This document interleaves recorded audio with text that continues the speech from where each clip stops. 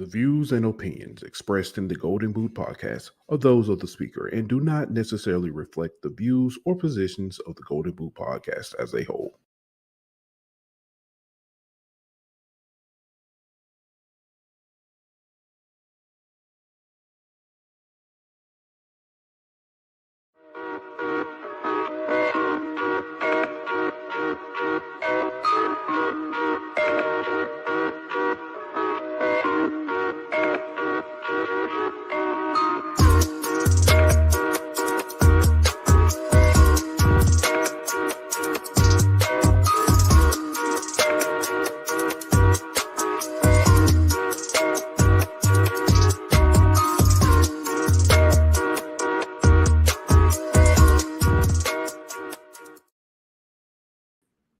Welcome back to another edition of the Golden Boot podcast. It's your boy Pooh Bell. I got Aunt Petty Murphy in the building.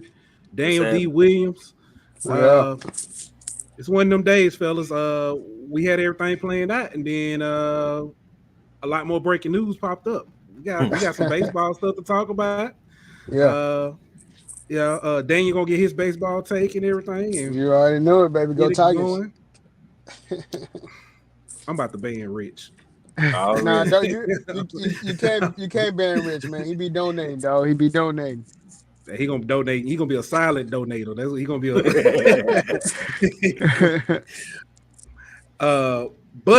But fellas, we have a special guest. Yeah, big time. Let's give him a. You know what I'm saying? I think I'm trying to think of the. I was trying to think of the words that I need to describe him or tell. I think I got.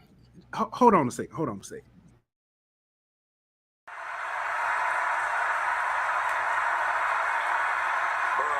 play fake.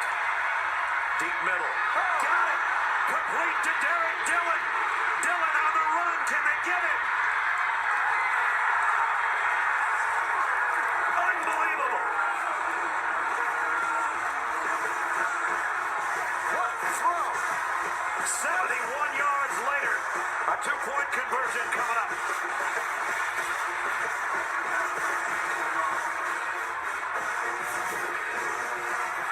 Watch this throw.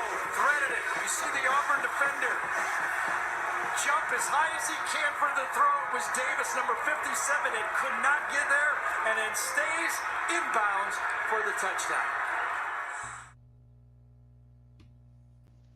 All right, so that boy fast. We got our man Derrick Dillon in the building. Welcome to the Golden Boot. How you doing today, Derrick? Hey, I'm doing good. How are y'all, man?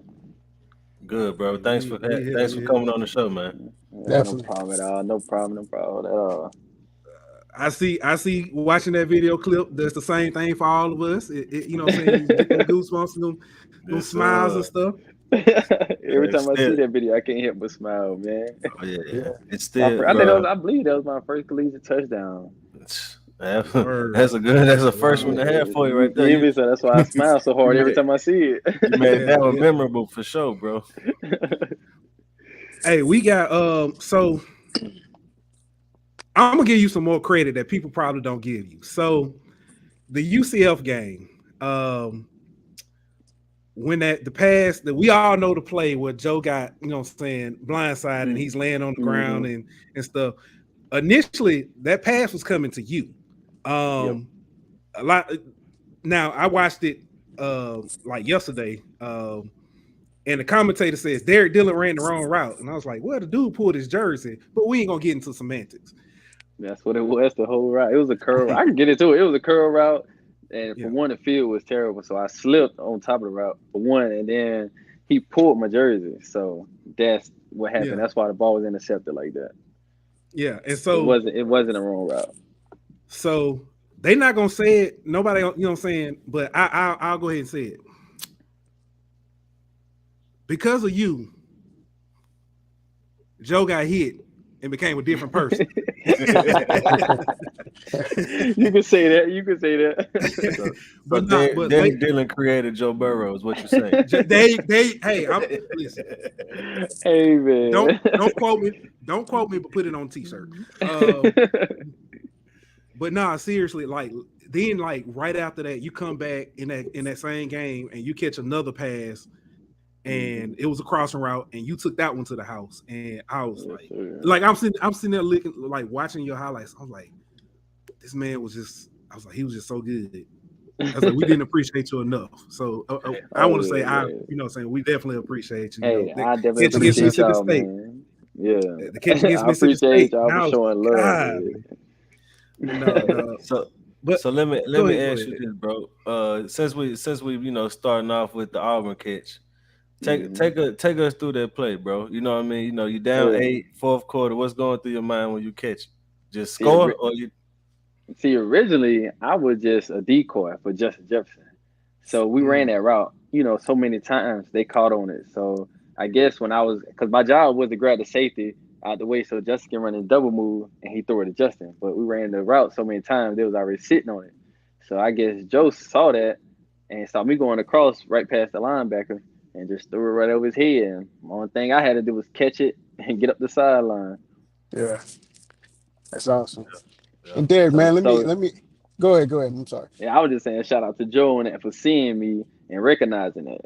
Most quarterbacks will still try to force it in there. Definitely.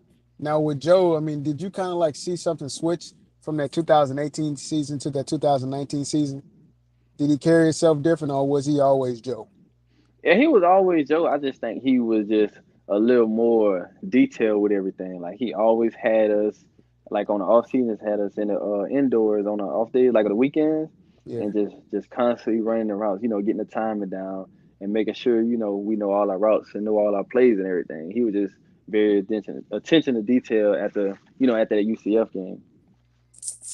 Let me ask you. So, Chris always say that you told him before the 2019 season that y'all was gonna win the Natty.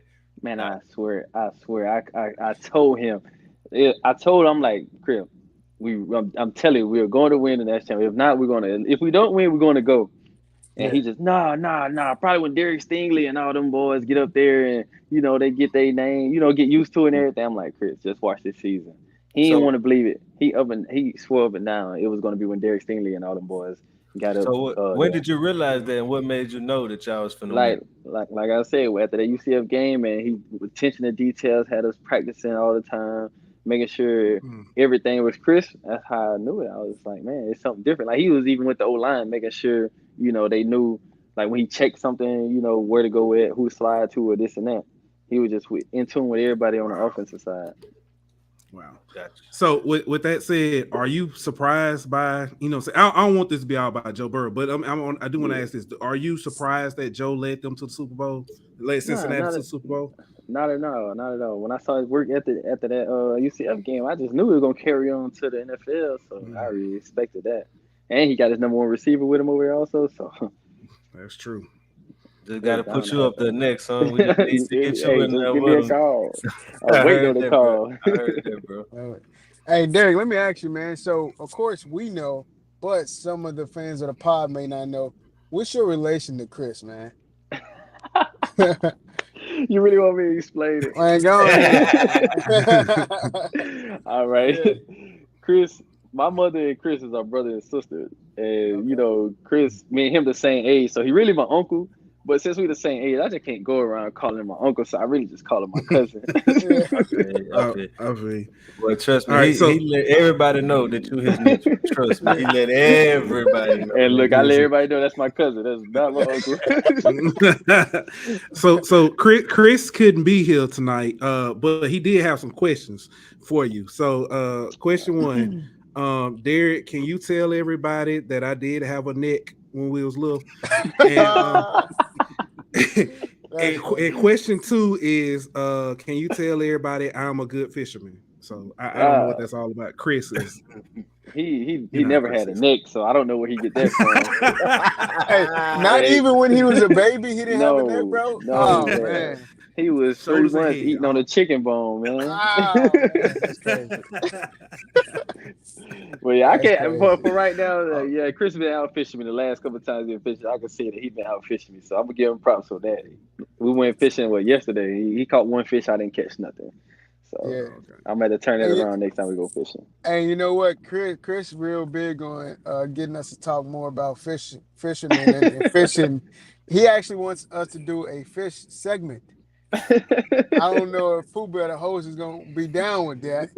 You know what I'm saying? But I'm gonna do like when we get ready to talk baseball. I'm just cut the camera off. Okay, all right, cool, bet. Let me ask you this though. Go ahead, Pooh. Go ahead. No. Go ahead, because I was just gonna transition to asking them a little bit more about. Yeah, that's what I was about to ask about the USFL, and how was it like, being in the inaugural, season of the USFL, and is it just football, or is it a little different than what you was used to?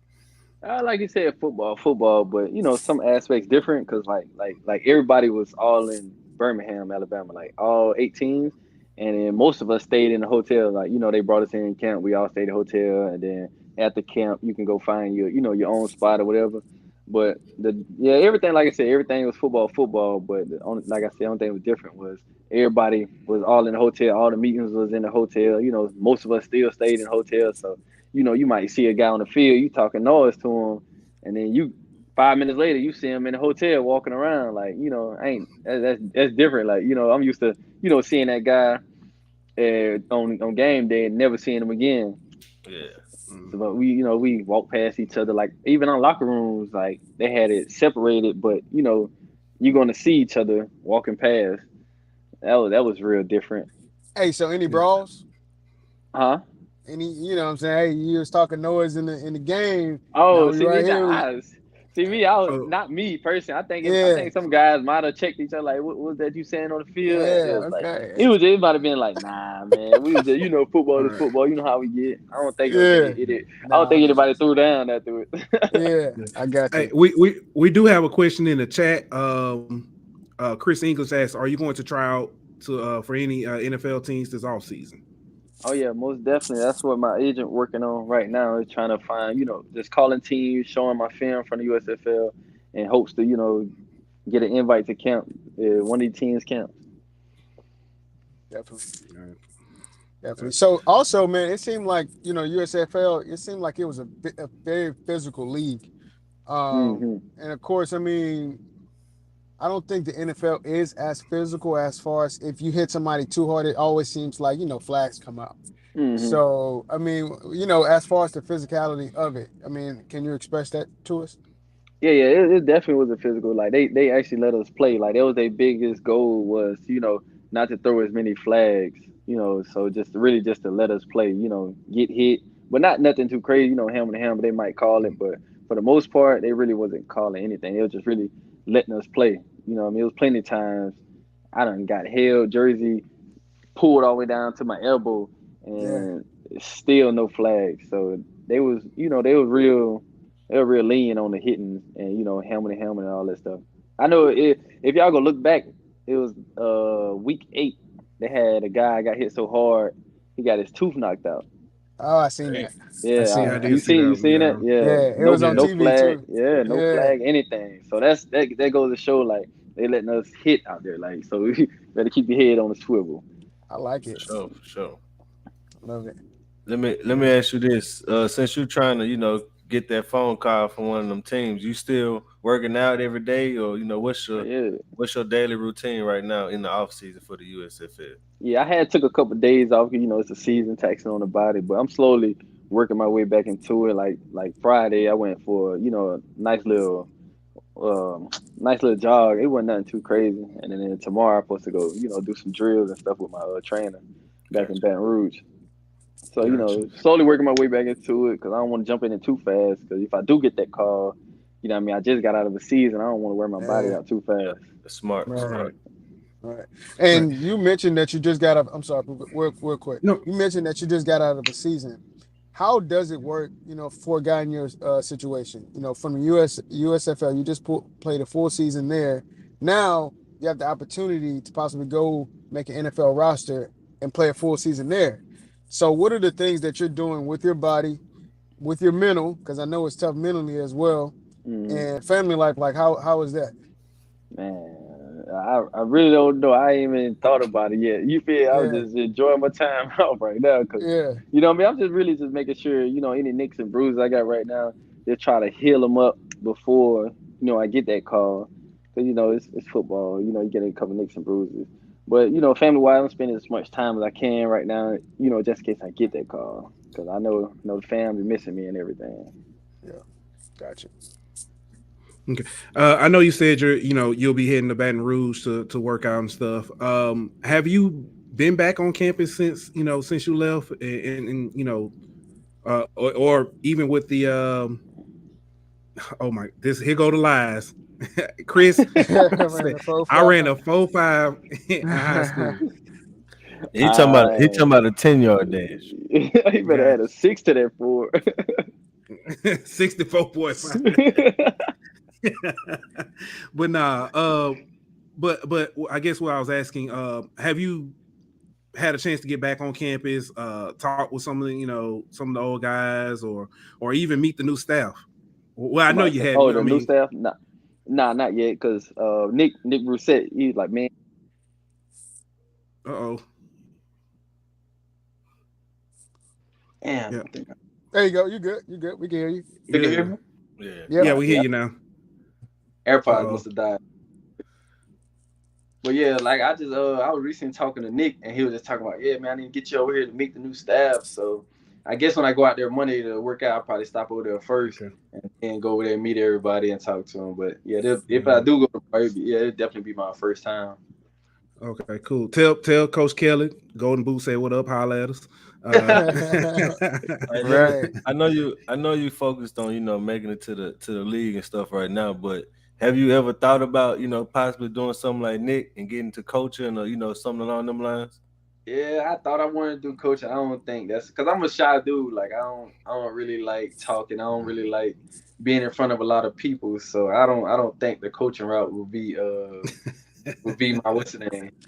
This guy right here. Chris said, "Can I go there?" That's just like whenever you was in high school on them recruiting trips, huh? Can I go there? Can I go with you? You got an extra ticket for me? Yeah. Can I go? Hey, can I go, nephew? Sure, cousin. Yeah. Now, Derrick, you said you're shy. I just want to let everybody know when I was trying to find pictures and stuff for Derrick, I'm gonna tell you how shy he is. Every picture I saw, he was running away from folks. So that's how shy he is. He been practicing social distance for a long time. So yeah, Chris, like he used to make me do the interviews, with rivals and all that. Yeah, he make me do that. He used to basically make me talk to coaches. Like coaches used to call, I used to just look at their call on my phone. Man, answer that. That's such and such. I'm like, I don't want to talk to them. They already offered me what we need to talk about. I just hate being in front of people and just talking. I don't know why.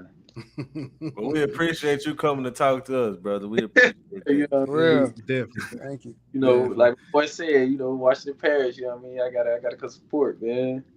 All right. So I'm gonna ask a question. I probably shouldn't. I'm gonna ask a question. I'm not gonna go into details.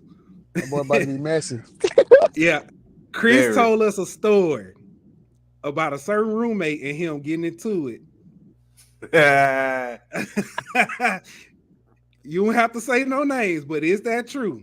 Yeah, he did get into it. I had to calm him down. Like, man, chill out. All right, so now the next question is: Chris said he was finna beat dude up. Is that part true? Yeah,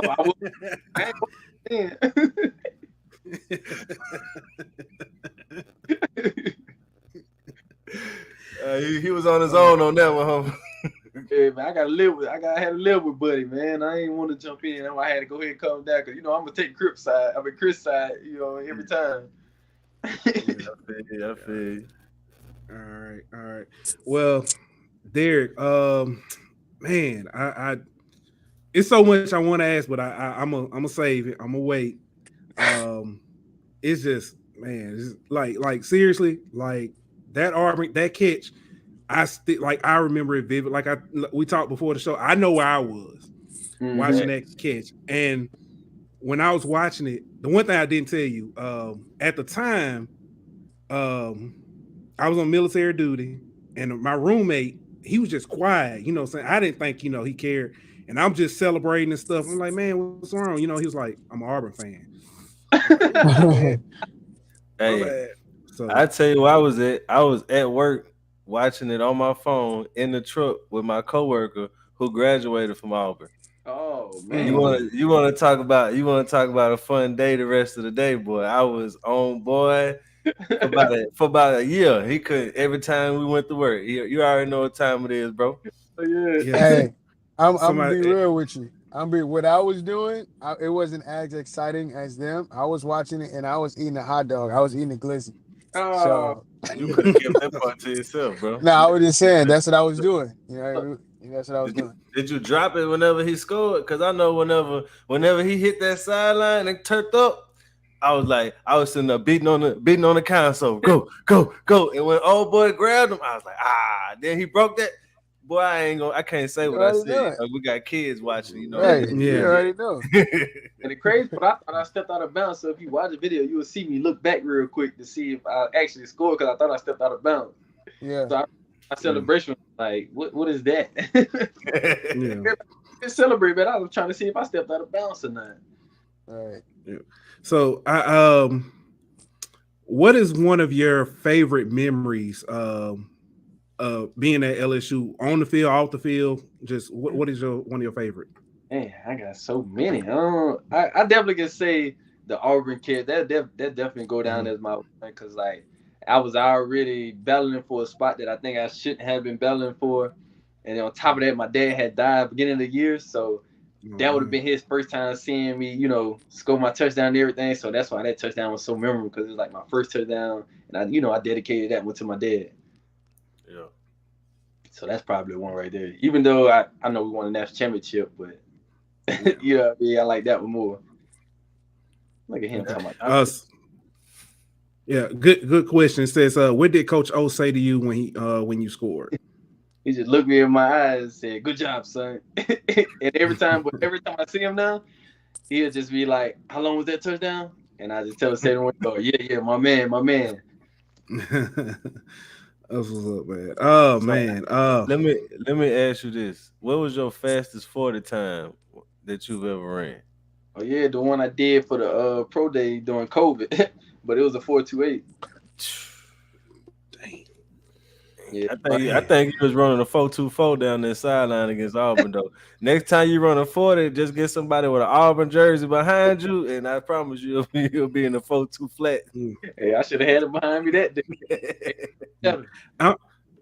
Man, I didn't realize how accurate that pass was until like literally I was pulling the picture up. Like if y'all get a chance, Google that picture of the pass. It's literally like fingertips, you know what I'm saying, away. And like when you called it, I wasn't shocked that you called it. I was shocked that it got in there. So I ain't gonna lie to you, because like when he threw it and I see the guy put his hands up, my first thought was knock it down so he don't catch an interception, so we have another play. Right. But when I got ready to go to it, it went right over his hand, right into my arms. I was like, let me get it and go. But that picture you talking about, they got the same one. Well, it used to be hanging in the hallways. When you go up to the op building and you walk upstairs where all the meeting rooms at, it usually hanging right in front of the receiver coach room. Okay. Well, we hadn't been to ops building, so you get us in there, we'll definitely go check it out. hey, I want to ask you one more. I know you probably ready to go, but I know you said you ain't been able to meet the new regime and nothing like that, but what do you think, from interviews and looking at the roster and stuff, like what you think they're gonna do next year? You think they're gonna bounce back to what we know LSU? I can't even lie. I haven't even looked at the coaching staff or the roster yet. I can't even. I got you. You know what I mean? If I see me, I personally don't really watch football like talking about. But I keep up with LSU though, so I ain't really had a chance to keep up with it because like basically the USFL thing. Yeah. Is with that. I got you. Be updated on everything. Every time you get a new recruit, he tell me about it. So gotcha. I'm gonna just have to look at the whole roster. I see when I go up there Monday, see the guy. Hopefully work out or something. And look, Derrick, honestly, like Chris, man, I'm actually in Lafayette. I'm 45 minutes away. So if you need somebody to show for you there, I got you. You know what I'm saying? When I talk to Nick, Just offering my services. I can see if I can get you around, get y'all. I like it. See if they was Well, meet there, I'll take you to meet everybody, but I don't know this staff. Since everybody else offering stuff, I'm up here in North Louisiana. Chris always say he gonna come fish up here. So if y'all ever come up here to go fishing Darbone or something like that, holla at me. I got you, bro. Yeah, y'all do have the best fishing up north, man. Yeah, yes sir. Rivers to fish on. I'm 30 minutes from Darbone, 30 minutes from Private Point. We got plenty of fishing in between. So just let me know. Well, we might have to set that up one day, Chris. Yeah. All right. Well, Derrick, I want to say again, I know you said a few times, you know what I'm saying, you're not big on talking and stuff. I want to thank you for taking the time to talk to us. Listen, at least for 2 games, you were my hero. That Auburn game, I wouldn't let him live it down. And then again, like I said, you know what I'm saying, you made Joe. I'm sticking to it. We're gonna put it on t-shirt. Derrick made Joe. but again, we appreciate you for coming on, chatting up with us and stuff. And best of luck. Hey, we've been pulling for you in the USFL. You got a long catch in the your first catch. Oh, well, not first catch, but first touchdown in the USFL was what was it? Was it? It might have been 50, but recently the last game I had the longest touchdown in the the inaugural league history. Yeah, like I had a 75. Yeah, that's the one. That's the 74, I think it was, something like that. Yeah. Mm-hmm. Yeah. So hey, somebody, you need a deep threat. Hey, there you go. Man. There you go. We gonna put in the atmosphere. We gonna see you on Sunday somewhere else. So again, we appreciate you having you on. Look forward to talking to you again.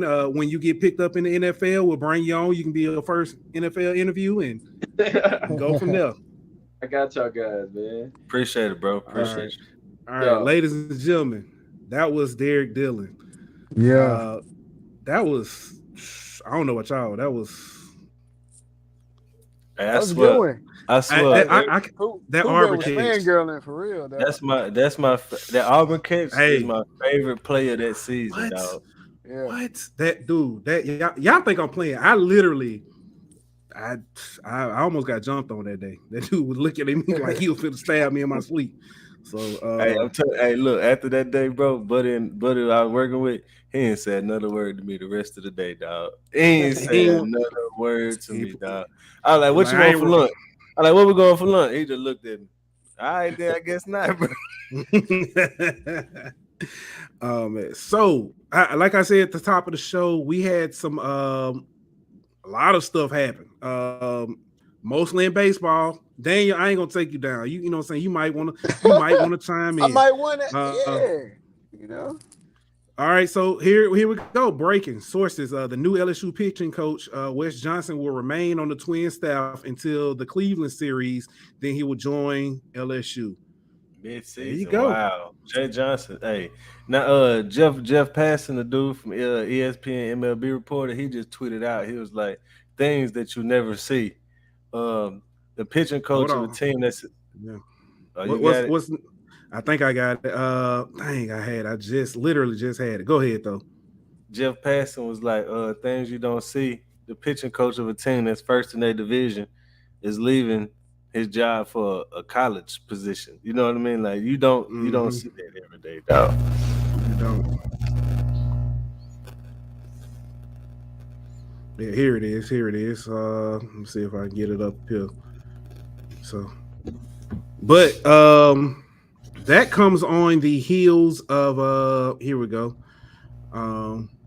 Yeah, there you go, right there. This is the first. Leaving the first place team, for a college team in the middle of the season. Yeah, that's crazy, bro. That's crazy. So, that comes on the heels of Ole Miss winning the College World Series, the first championship in their history. Yeah. That school's literally Mississippi State won last year. Yeah. Daniel froze He up. froze He always freeze with them faces. Hey, I gonna get that one. I'm gonna have to go ahead. I'll get it off the. You know what I'm saying? I get off For the sure. But yeah. they. So my question is though, which is bigger? Is it getting the pitching coach from the Twins, or is it him pulling Tommy Tanks? Or is it him pulling Tommy Tanks in? Which one is bigger? Tommy Tanks and Christian Little. Which one is bigger to you? Man. So I'm gonna have to give an answer. Okay. Yeah, I'm gonna have to give an answer similar to what you gave last night. And immediately, Tommy Tanks. I think we see this pitching coach play out over time. And I think he can definitely what's called it. Daniel, before you know what I'm saying, you got hit with the glitch. You were dropping some baseball on us. Well, no, I was trying to see, did Mississippi State win the College World Series? Last year. Yep. Wow. So it's something in the water in little Mississippi, huh? Hey, right now Mississippi running baseball. That's okay. That's all you can say. Yeah. Right. So Blake mentioned on his show, and we kind of talked prior to his show. The SEC won 6 of the last 10. One of those was a COVID year that they canceled the whole season. So technically 6 of the last 9. And if Arkansas could catch a foul ball, we looking at 7 of the last. Yeah. That's crazy. That's something else. That's crazy. Something I do wanna bring up. Last year, during LSU's coaching search, Mike Bianco's name came up. LSU fans didn't want him. We don't want him. He's not a good coach. Ole Miss fans, we don't want him. He's not a good coach. That was cut like 3 or 4 weeks ago. Yeah. Mm-hmm.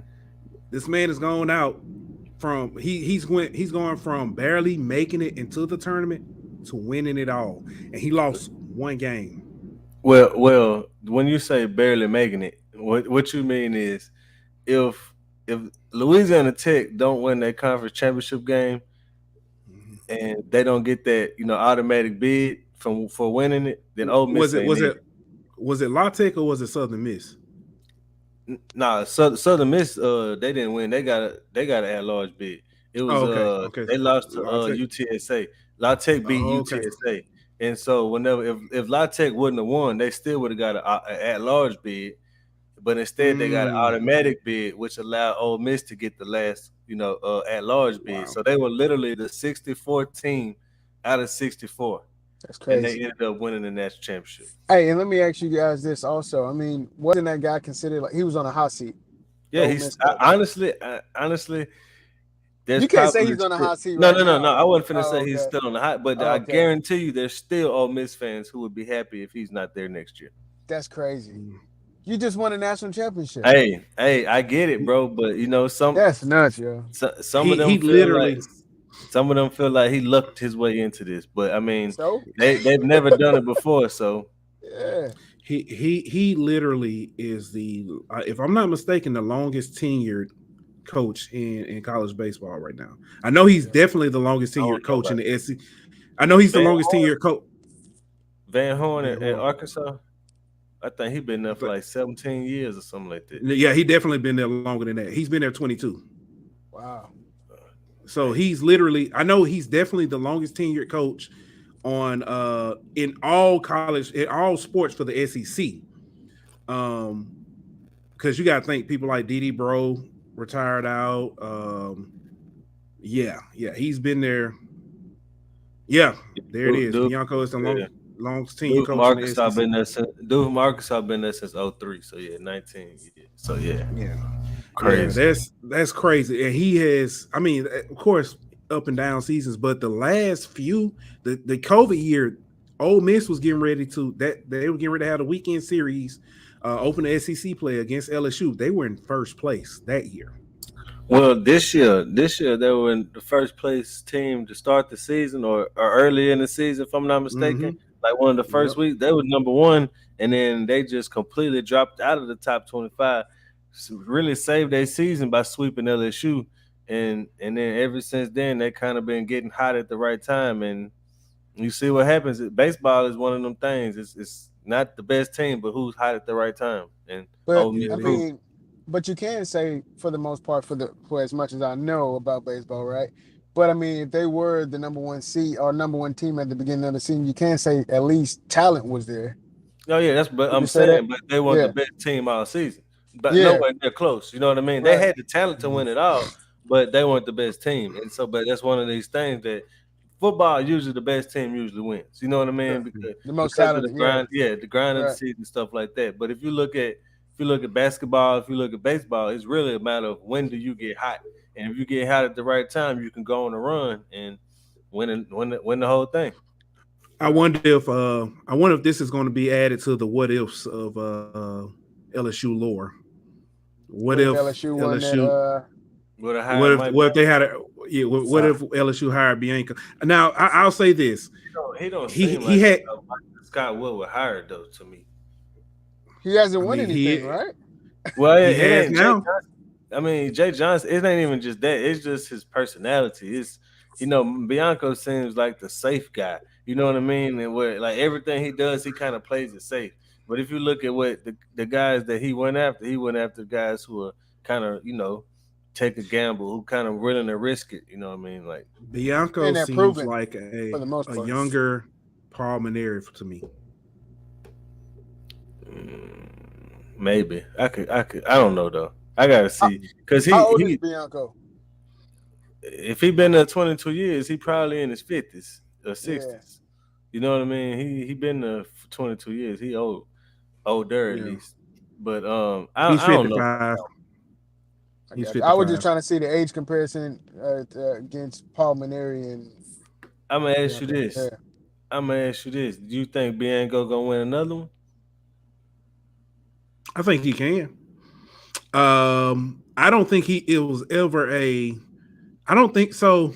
I don't think he's ever just sucked as a coach, for lack of better No, words. I He's don't think. always had them in a position to win. The last few years, he's had. They literally lost last year to Arkansas. I mean, not Arkansas. They Arizona. lost to Yeah, they lost to Arizona. Arizona. That's what Yeah, they lost to Arizona. Who and then I mean, if they win that series, who knows? But But my I thing think is, he'll. it seems like he's a good regular season coach, and he's gonna always get them to a regional. You know what I mean? The next, but it seems to me like this year is the first year where he's kind of put it all together in the postseason. It seems like he always kind of has a like one of those what were you thinking moments in the postseason, pulling a guy too early, leaving a guy too, you know what I mean? One of those type of situations. And I think well maybe he got it out of his system and he got over the hump, but I just tend to think he gonna revert back to the old guy. All right, Chris asked a good question to help us transition. Do you think the baseball team will be better? Well, Chris, I think they will, just simply because as Kind of the title of this episode is named, Portal Combat, Jay Johnson has been added.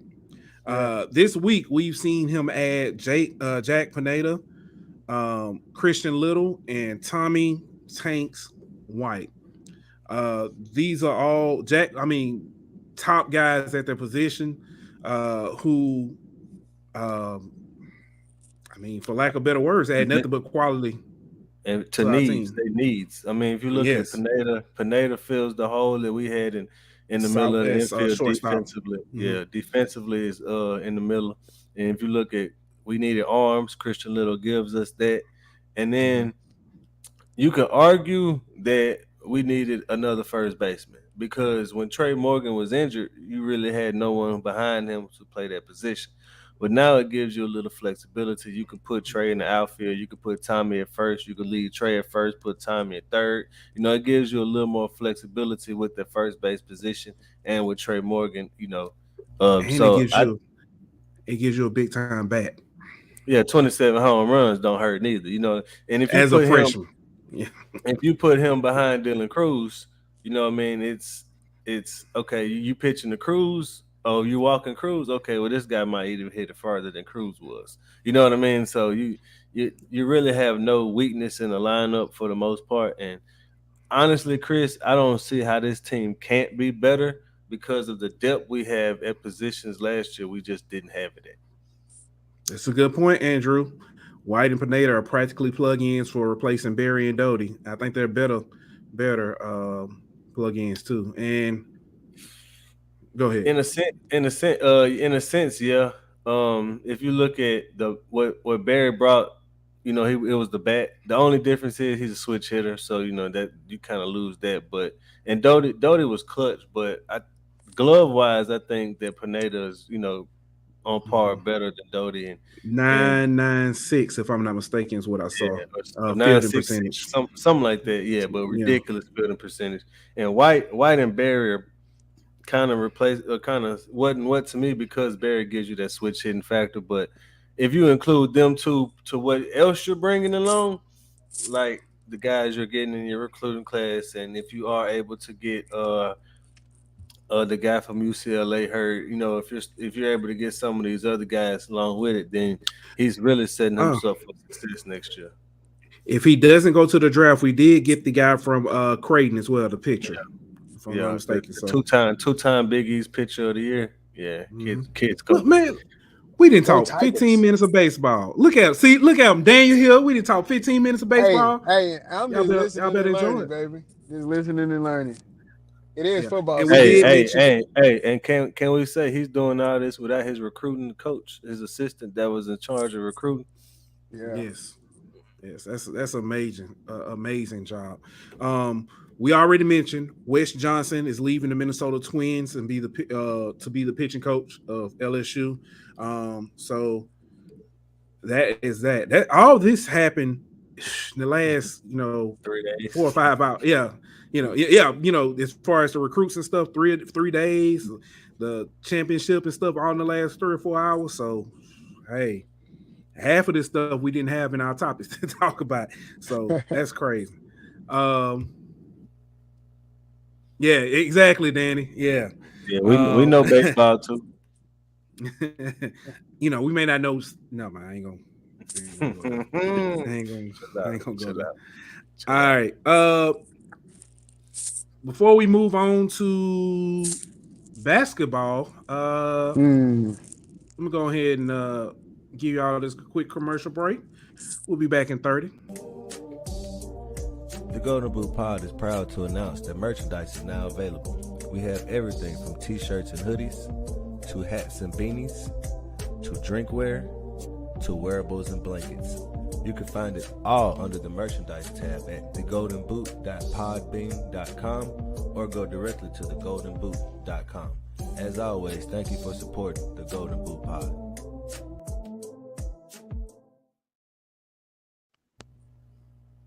All right, so I do want to throw out there. We do have. If I don't know if y'all can see. Let me take this down. Let me take this so y'all can actually see. I got my small podcast versus everybody shirt. We got the funeral chicken shirts. We got the make small podcast great again shirt. So I'm sorry, hats. We'll probably have to get some shirts and stuff going for that one too. And we still got the originals. There you go. And you see that beautiful velvet crush blanket behind Sir Anthony's head? Take care of you. I'm telling you. Golden Boots got it all. We got it all. Hey. All that headspace. I don't know what to do, man. Hey, man, hold on. You know what I'm saying? I had to pull these out, you know? Can you see? Okay, there you go. Okay. Oh. You got the slides. Okay. Yeah. Whenever you get out the shower. Mine way over there. I will go get mine, but I ain't getting up there. They way over there. And they smell good. And they smell good too. They smell new. Oh, okay. Oh. So you finna make me, you know what?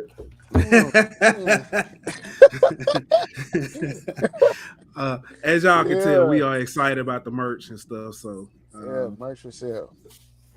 Yeah. You ain't the only one, boy. Yeah. Hey, look at them. Look at them black. That black clean, you know. All right. Hey, so real quick, while we talking about merch, let me go ahead and drop it, man. Guys, if y'all want to donate to the podcast, y'all know what you got to do. Take a picture of the QR code right here. Donate via PayPal. Not only kind of like what Pooh was just saying, we got a ton of merch for sale, guys. We got baseball jerseys. We got bikinis. You saw the flip-flops. You saw the shirts. You saw the blankets. Guys, we have it all. But not only that, guys, we are trying to grow our podcast, guys and ladies. Trying to grow our podcast and extend and grow. Football season is coming up, and we got some special things in the works. So if y'all want to help us out, you know what I'm saying? You want to see us grow, help us, like, share, comment. Please like and share. If you don't have any money, cool, but definitely like and share. You know what I'm saying? That's definitely going to get us out there, and that's going to help us grow as well. Thank you.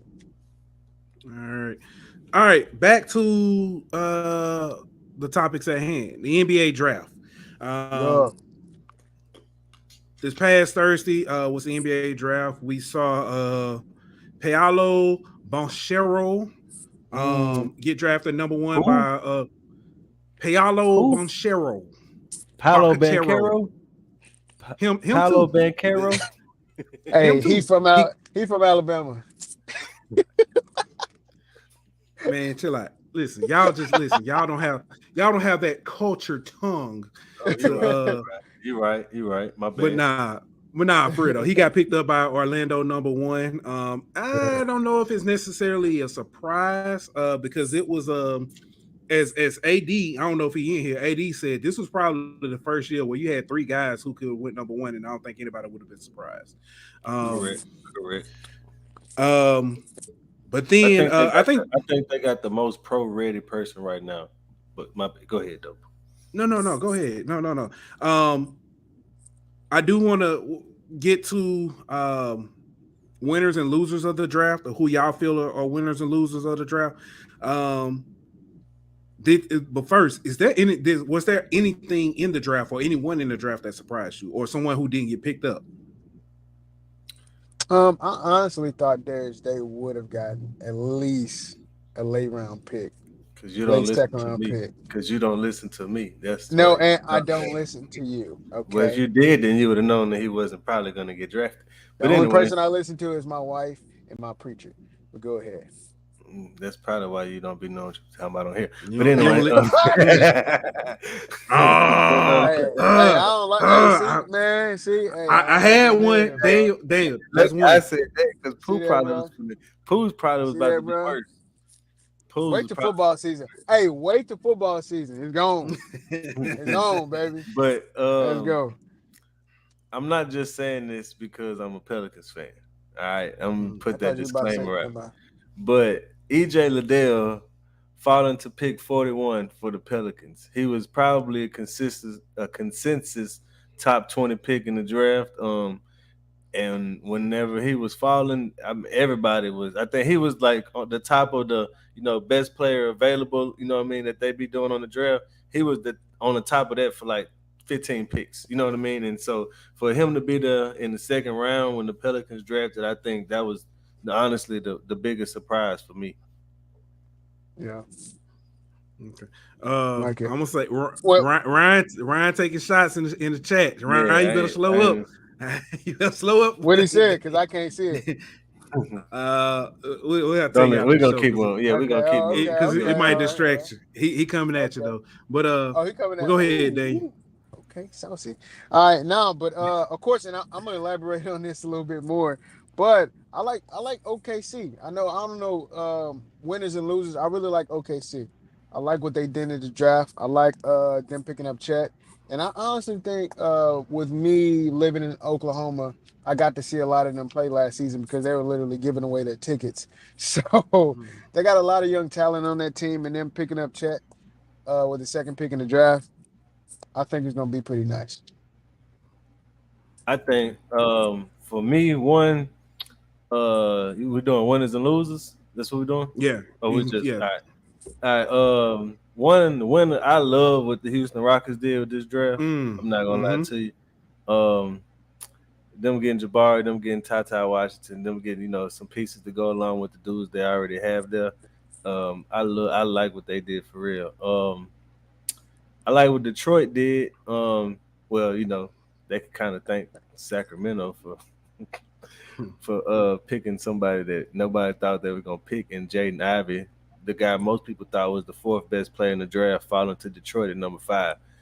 But they got him, and they made some moves and got Jalen Duren, the center from Memphis. So I like some of the moves that they made, and honestly, people gonna kind of question it, but the Knicks, they didn't draft anyone. They traded the guys that they drafted, but they flipped their draft picks into 4 future first round picks, and they was able to create cap space to go after some big free agent names in the summer. So it's not what most people would consider, to be a winner of the draft, but based off what the Knicks game plan was, they accomplished their goal and some. You know what I mean? So I think that you got to look at them as a winner too.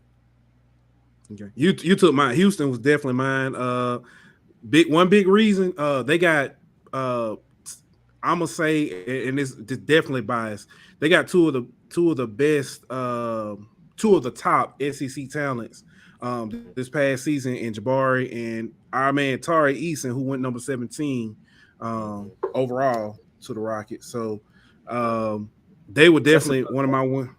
That's a good fit for him, though, bro. I ain't gonna lie to you. That's probably the best place he could go. Yeah, so that was definitely one of my big winners. Losers, it's gonna hurt me to say this. Not necessarily for who they drafted, but the Lakers, because I think they got a guard. They got Max Christie, Doug Christie's son. Yeah, I mean, pretty good kid as far as saying on the court. I don't know if he feel the need. Oh, he could shoot, and they always need shooters. You know what I mean? Yeah, that's true. But I personally I don't know think they need. I don't know if he was the best available at that point. But yeah, I think they needed a stretch big man. Personally, I can understand that because they will do when they are healthy and they're playing. The Lakers will do very well in the regular season, but when it comes playoff time and it's time to stretch the court, get some wide open shots and defend in perimeter, they don't have a big man to do it. Dwight Howard is good, but he can't do. He's a rim protector, and honestly, the playoff is a different beast. So yeah. But that's just my take on that. Go ahead. All right, my loser, and honestly, they probably gonna make me look foolish in about 3 years because they always know something nobody. The Spurs, because I don't know why they drafted the dude they drafted as high as they did. I was not expecting him. You know what I mean? Like nobody can say that they saw that coming, but he is a good defender. I'm talking about Shohan, the dude from Baylor. He is a good defender, but I just feel like that was a reach, bro, and they could have got another defender who gave them more offensively at that spot, but. He probably turned out to be, Kawhi Leonard or something. Spurs know stuff I don't. But is it just me or does Popovich draft like Bill Belichick? Yeah, kind of good. Man, they drafted a dude with green hair in the top 10. Like nobody could say that they saw that coming, dog. I'm sorry, bro. Why you hating on that man green hair, bro? I'm not, because they actually put out a picture of him next to Dennis Rodman, and Dennis Rodman was in the Spurs uniform with the green hair. And it was like, he gonna be the next. Hey, and I can honestly see that comparison because he's a damn good defender. You know what I mean? But I just felt like top 10 for a dude who only averaged 9 points a game is a little much of a stretch for me. But hey, all he needs is a dress, bro. Chill out. Somebody who didn't, or LSU players who didn't, Sharif and Darius Days. Darius Days did get picked up by the Spurs. So, we'll see. But see, the thing is, that's also a good place for him. But because I think that somewhere like that, Pop could get the most out of him, and help him reach his potential. And he's a Spurs type of player because he's an older vet. He already knows the game. So the other is Sharif. Reports came out earlier this week that Shaq actually spoke with Sharif and asked him or advised him that, hey, you may want to return to LSU for another year. He decided to take his own path and went into the draft. He went undrafted, but he did sign a summer league deal with the Lakers.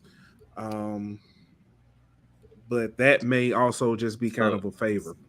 So Shaq helped him and then helped him again, pretty much. Well, I mean, look at it. I mean, it's his dad, bro. You know what I'm saying? Your dad. Hey, if your dad is a legendary CEO of a Fortune 500 company, it's only right that they kind of give you the opportunity. You know what I'm saying? That don't mean you can cut it. You play ball. But you play ball, right? Yeah. If your dad had nothing to do with you getting to that spot, and then you walk in the locker room and then this dude walk in who the only reason he there is because his daddy played for the Lakers, how you feeling? Oh, bro, I'm gonna be pissed. But that's just honestly, that's if you want to be honest, that's the world. That's the way of the world, bro. How many people? I mean, it is. It is. But at the same time, bro, like we not. I mean, yeah, that's the way of the world. We could say that all day long, but at the end of the day, the only reason he on that spot is because of who his daddy is. So he should have came back to college, like his daddy said, and earned his own spot. He should have. Let's be honest. How much playing time he would have got at LSU next year? Who said he had to come back to LSU? I honestly think he would have. So when we give him, you know, what I'm saying some, you know, what I'm saying fair criticism, but I think Sharif actually, for the minutes he got when he was healthy, he actually, you know, what I'm saying contributed pretty well. Not necessarily in the score sheet, but on the stat sheet, definitely. But my question is, did he show you that he was an NBA player? That's my question. Not yet. I agree. And so, and my thing, Daniel, is he didn't have to come back to LSU if he felt like he wasn't gonna play. And I'm fine with that. Go somewhere where you feel like you are gonna play then. You know what I mean? So you can showcase your skill set, you know what I mean? But I feel like I think somebody said in the spaces, you know, you look at his injury history and some of the things he went with his heart condition and some of those things, and he might just be looking at it like, man, you know, why not now? Right. Yes. I think that was AD because he said that a few times. So. Yeah, I think. And then, I mean, then you can also look at it too, like, man, the kid is not hurting for money.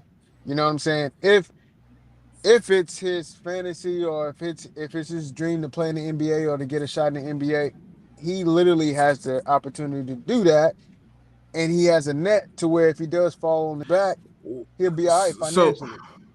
So Ryan puts up a comment. He says Shaq got pulled, but I don't know if he influenced the Lakers to sign Sharif. Well, Ryan, the reason we kind of say that he didn't get signed. Shaq didn't influence them to sign. We're saying he influenced him to give him a shot with Summer League because it's a Summer League team, yeah. And if you look at it, was AD who. With the comment about the health. I thought he was talking about Anthony Davis. I was gonna say he dang showing, but if you look at it, Shaq got him a workout with the Lakers. If you the report came out like a week ago or something like that he gave him a workout with the Lakers. The same report about about him should have came back to school. So if you look at first of all, look at who actually runs the Lakers and who has a say in being able to make them decisions. Then Shaq very much has pull with those people. You know what I mean? It ain't like most organizations. The Lakers aren't run like most organizations. Right. Shaq still has pulled over them. Yeah, Shaq influenced them to giving him a workout before the draft and getting him a summer league deal.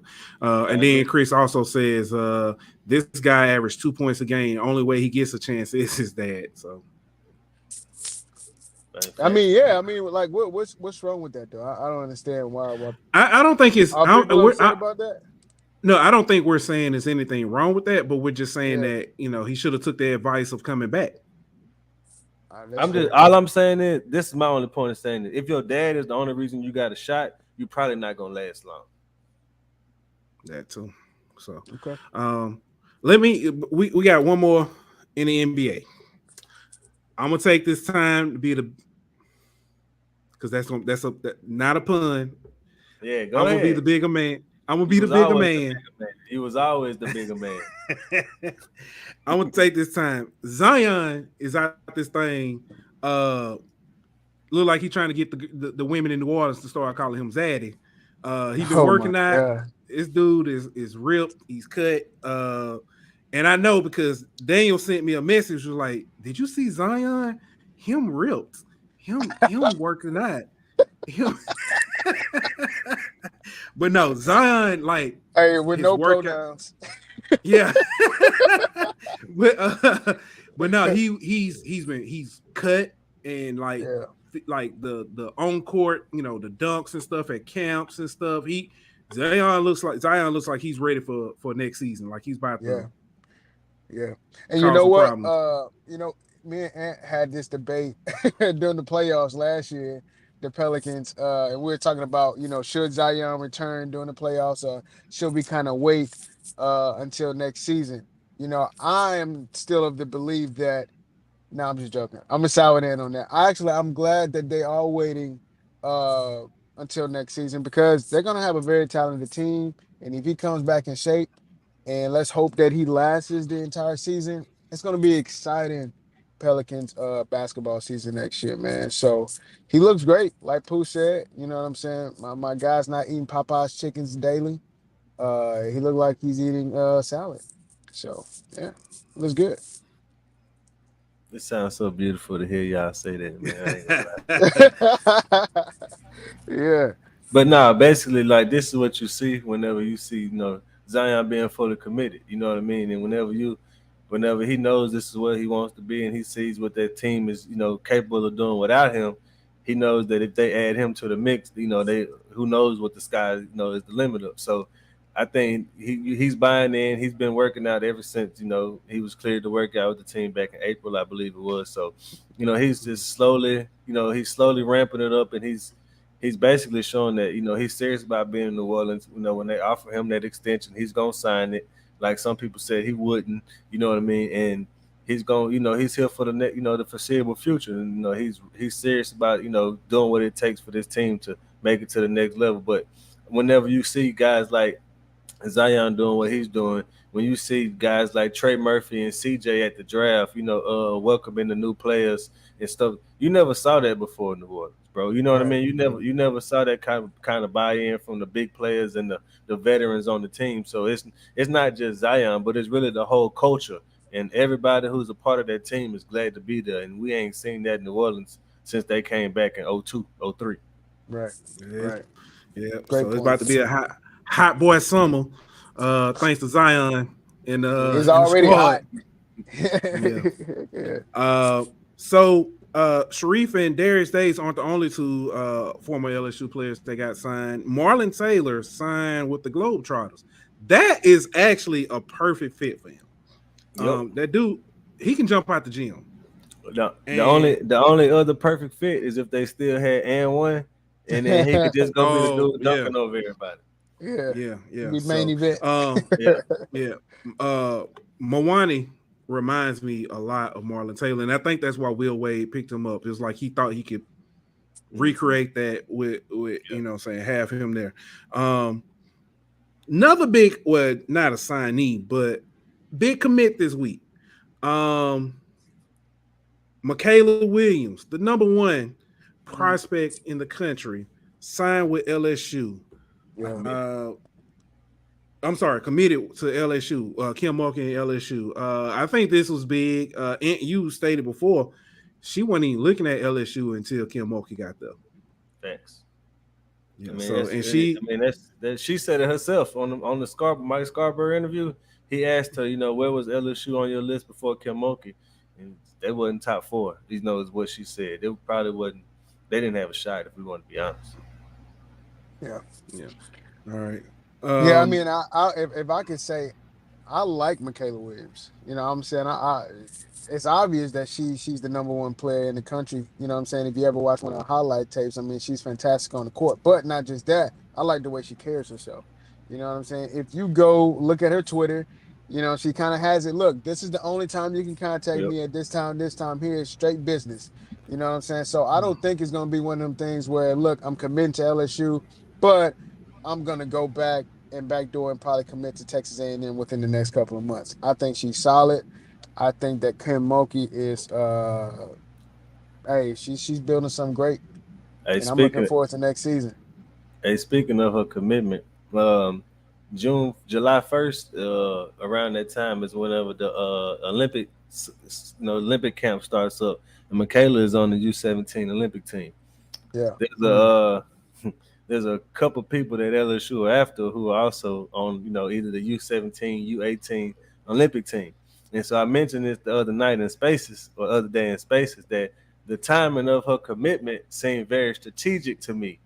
And that, maybe before she goes and spends the next 2-3 weeks with these, chicks that's on these U17, U18 teams, maybe she just wanted to let everybody know, hey, I'm going to LSU. Let me go and get that out. That way, whenever I go hang out with these chicks, and we off the court in the hotel or whatever, whatever the case may be, I can start that recruiting pitch.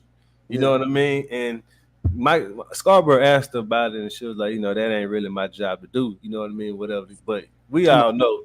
Players want to play with good players. Exactly. Yeah. You know what I mean? And whenever you you out there and you and player X over there, back and forth having a good 2-man game or whatever the case may be, it's easy whenever y'all back in the locker room, like, hey, we could do that for the next 4 years if you come to Baton Rouge. You know what I mean? Right. And also she posted a picture of her and Flage. Last year's big big time recruit. So I think the fact that we have 3 years together of two top-notch players, I think that's two. Daniel, I saved you. That's two of them. I had telling these jokes just gonna hold them. Bro, Sam, why you holding them in, dog? This Sam. I'm gonna save them. But I think but what you mentioned earlier, Pooh, about the baseball coach how if you look at the long term, how important this is gonna be. And LSU ain't got a chick this good from the home Boy, state system. If you don't stop saying chick. Well, I'm not finna. I mean, she's young woman. You know what I mean? Like, what am I supposed to say? Listen, it's better than saying King Thought 30 times in an episode. No, but King Thought is different. Okay, she really is a thought. Okay, so whenever you have these young women who are coming from the state of Louisiana, then we haven't had a young lady this talented Simone Augustus come to LSU. So I think if you look at what this means for Kim as a and her program as a whole, getting this recruit and the number one recruit in the nation from your home state is gonna, it's gonna be that ball that gets the momentum rolling. When you look at like Jada Richards from Lafayette and some of these other young ladies who are coming out in the next few years, this is going to be the ball that gets the momentum rolling with her being able to, keep all that in-state talent at LSU. Hey, quick question for Pooh Bear. Yep. Is Kim Mulkey, hot take, is Kim Mulkey the best recruiter on LSU's campus? No. Okay. Frank Wilson. Right. Frank Wilson's still in the building. Okay. So, I'm just go ahead. And say yes. Yes.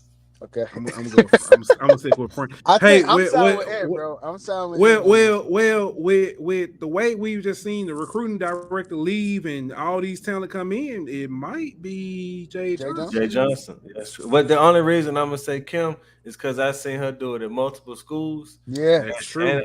And I've seen her get them from not just in state, but from everywhere. That's true. All right. And we've also seen her take a team that was not, I want to say Pooh Cheese, but I ain't going to say Pooh Cheese. I'm going to say Pooh Cheese. A team that was not very good, Pooh Cheese, and look what she did. But not just that. The talented players that she want. If you want to talk, but you said recruit, you just mentioned recruiting, so that ain't really got nothing to do with recruiting. But I'm also talking about transfers. She got transfers in too. But when she was at Baylor, she got a transfer from LSU who helped her win the national championship. Yeah. So that to me, I think that was a nail in the coffin. That was a nail in the coffin for Nikki. Yeah. Jay Johnson has to not just be able to bring these guys in, but he's got to win with them for me to put him past Kim Mulkey. That's right. I feel that. From the chat, Chris said it's hard to say that with Jay Johnson, Jamar Kane, and Frank Wilson on campus. I feel that. I feel all of that, but it's a good problem. Places. You're talking about a head coach with multiple national championships too. Yeah. So I do want to ask this question just simply because the timing of it. So Michaela committing is not for this upcoming season, but the following season, correct? No, yeah. She's not a senior. She's going into a senior year high school coming up. All right. So she's in She the a class junior. she's the class of 2023. Okay. Yeah, because that the So she's basketball going into her always, senior year. Correct. yeah, Yeah. it always throws me off. Sticking with basketball, if I'm not mistaken, it was announced on his birthday, Pistol Pete statue going up. Yeah. About time. Long overdue. You got a whole facility named after this man. Well, Uh, you know the reason why is because he never graduated. Yeah, he didn't graduate. Yeah. That's the anyway. Yeah. He talking about one of the founder fathers.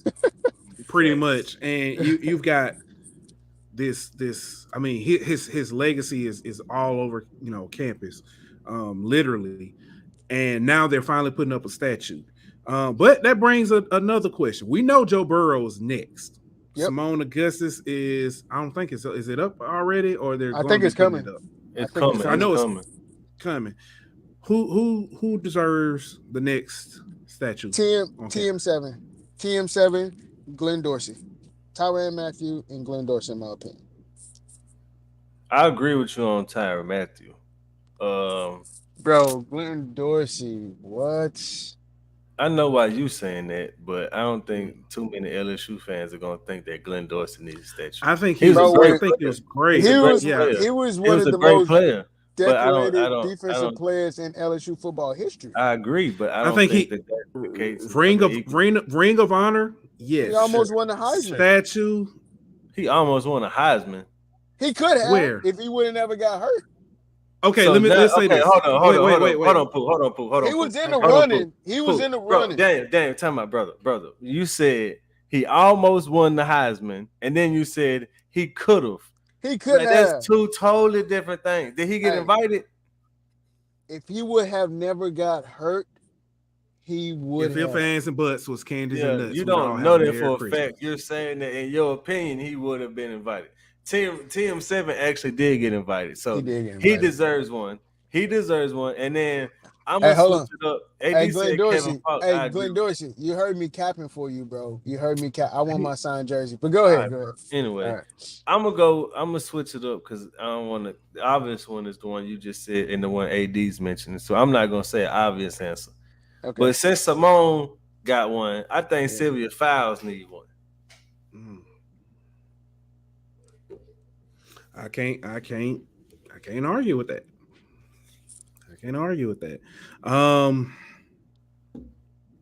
Shaq has one too, right? Shaq has one. Man, I don't know because I'm trying to think outside. I'm trying to think outside of. I mean, you got Bergman. That's what. Yeah, so I'm trying to think outside of football and basketball. Yeah. Billy Cannon has one. Billy Cannon already has a statue. What about we had a gymnast that was here a couple of years ago. I can't think of her name, but she was excellent. Yeah, I know you're talking about. I can't think of her name. What about FloJo? You talking about Lamencia Hall? I think so. FloJo. I mean, she ran track for LSU and she ran track for the Olympics. You talking about Sha'Carri Richardson?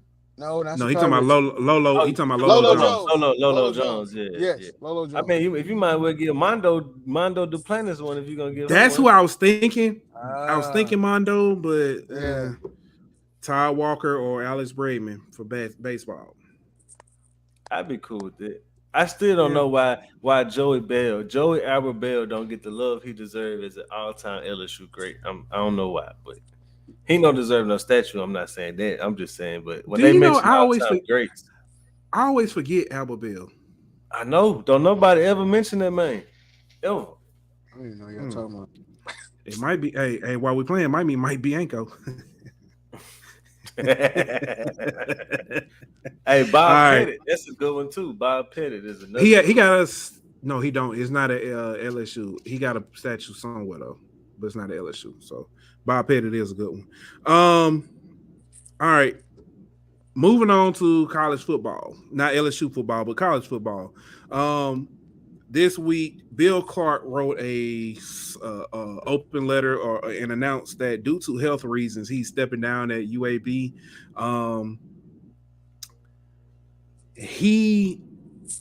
A lot of people don't talk about Bill. I think Bill Clark didn't get the recognition he deserves. He literally put back from nothing, didn't back. it? Yep. So first of all, he led them to their first Conference USA championship or titles and stuff prior to shutting down the program. Then they shut down the program, and then he brought them back. And they have been rolling ever since. Yeah. They always give Louisiana.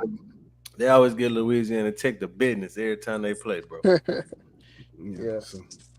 Yeah, he definitely one of the best coaches nobody ever talk about, and I hate that he had to go out like this. You know what I mean? I wish he was able to go out on his own terms.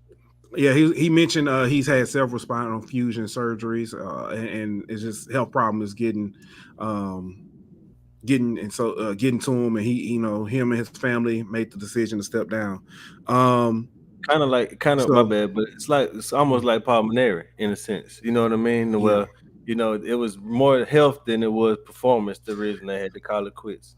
Speaking of that, let me I got an alibi. Let me backtrack the baseball. Story came out that Notre Dame, whose head coach left and took another jump for Florida State, that Notre Dame actually reached back out to Palminier. Palminier was at Notre Dame before. They reached back out to him. However, he has declined because he the reason he left LSU, although saying the clamoring for his job, I'm pretty sure played a part in it, but his health reasons is one of the reasons why he stepped down from LSU in the first place. So he told them, he basically said he's not ready to coach yet. He enjoys his ambassadorship that he has with LSU. So that lets me know that he may be looking at coaching again. But let's get back to football. And a coach who don't know what I ain't gonna say that. A coach who's been having some trouble this week, Billy Napier. This ain't out the call, but you need to come to the front of the congregation. There's been a lot of trouble in the water of them swamps. He had a 5-star running back that transferred from Clemson to Florida. Yeah. And is now transferring out of Florida to wherever. He ain't even been there 7 months yet, and he already dipped. Yeah. It's funny. It was reported that 4 players on the Florida staff were cut by Coach Napier. And then only three were cut. One of them is just like suspended or something, like he on real thin ice, because they came out and clarified that only 3 were cut. But it was 3 people. Like one of them was a starter, 2-year starter. One of them was like supposed to be a return specialist, and the other one was supposed to be like a depth rotational piece. So he had 3 contributors that he cut. So yeah, it sounds like he's cleaning house, man. Cleaning house. I don't know if that's what he's doing, but as Chris English say, he got the fans ready to burn down the house or the buildings. He had fans asking, could they get Muschamp back with Mullen as OC? That's funny. Oh, not just that. Florida was thought to be a long time leader or lean for Jalen Rashada, and Jalen Rashada committed to Miami today. Also, they had another recruit that was on an official visit. 30 minutes after that visit, he commits to Florida State. Dang. 30 minutes after the visit, after he left the visit, he was like, "Man, I don't even think he was. He might not even been off campus yet. He might not be. He might have still been on campus. Shoot, let me. He might have been sitting in the office. He's like, all right, Coach Napier, yeah, all right, Coach. Hey, scheduled tweets. I'm coming to Florida State, bro. Yeah. Okay. And then thought Elliot. Don't you just love the producer? It was a lot of people. It was a lot of people saying LSU was making a mistake not hiring Billy Napier. Right. Yeah. As AD says, so lovingly, I wanted Napier at LSU. I know he's joking, he's being sarcastic, but that is a lot. That was a lot of people's, Yeah, To scared make it money don't worse, make Florida, it's against Utah. It will be an ugly debut. Yeah, it Hey, will. scared look, money don't make no money. Look, and Mhm. I'll say this. You know what I'm saying? We don't know what Napier is going to do. What we can see from his past work is that he was a good coach. You know what I'm saying? UL was not an excellent program. They didn't have any winning tradition, and Napier did make that. He did bring that. He did bring that program up. So we do know that he can coach. But what's going on now? I like to see where their program is at in 2 years. Hopefully, it's still in the dumpster fire that it is now. But I don't want the guy to lose. I do think he's a good coach, but I want him to lose because he's the head coach right. of Florida. Of So I want course, him to lose. no, 100%, 100%. But as a man, I hope that he does have success and lose every year to LSU. No, I hope That's he all I'm lose saying. pretty much every game possible because I hate the University of Florida and I ain't even finna sugarcoat it. I hope they lose every game he ever coached there. Hey, And it's easy to say that he turned around ULL, and I understand that, and I'm not taking anything away from what he did because he did that. But this ain't the University of Louisiana at Lafayette. This oh, is the 100%. University of Florida. This is the SEC, and you ain't gonna be able to get away with the same things you was doing at ULL. So you ain't going. Yeah, I get it. He's establishing a culture, but you're not coaching. You're not coaching the same type of guys that you was coaching the ULL. You can't coach them the same as you was coaching the ULL. I mean, we can debate about the reason and why and all that, but it's just facts. This ain't the same as the ULL. So for him to come in and say he's gonna be the same guy at ULL as he is here, that might be the problem. No, I think he can be, bro. You're talking about it's college football. It's not. All right. It's nothing. What's okay? Florida is a bigger program than ULL, but you're not coaching NFL guys. It's not the Okay, so NFL. Tom Oh, Herman was good. wait. Tom Herman was good at Houston. Then what happened? You say you're not coaching NFL guys. What conference puts the most people in the league every year? SEC. So you're coaching. Where is he NFL coaching guys. now? He's coaching Florida, but it's He's- not. Which is in It's which is You're which is coaching in NFL the guys. which is in but it's not the the National Football League. It's in the SEC. Okay, you're But- right.